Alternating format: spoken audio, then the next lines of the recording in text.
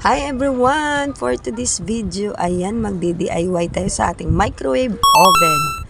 Ang dahilan po kasi dito kung bakit namin to inayos at kinalas dahil nagpuputok-putok at nag-i-spark. Pag ganyan na po ang microwave nyo, ito na po yung sira. Yan yung ibinalik ni Mark. Yan po ang tinatawag na antenna output. Ang bilis lang tanggalin guys at ang bilis lang ding ikabit. Pag ganyan na po ang sira ng inyong microwave oven, magdi-DIY na lang po kayo. Huwag nyo nang dalhin sa repair shop guys. Ang bilis lang ayusin. Ito naman ang tawag dyan ay Mika.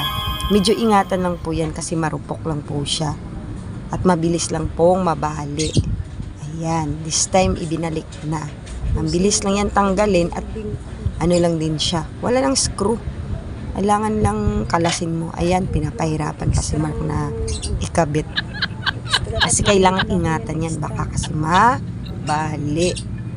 Ayan, guys. Pag ganito na yung problema nyo, yan, mag-search lang kayo. Ang bilis lang ayusin. No need nang dalhin sa repair shop. At eto na siya. Naikabit na. Ayan. Wow. Naikabit na po yung Mika. Kaya ano na natin.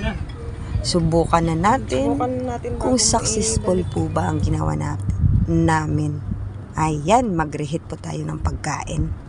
Let's see kung iinit yung food. Pag uminit, ibig sabihin successful. Ayan, umilaw siya at hindi na pumutok-putok at wala nang spark.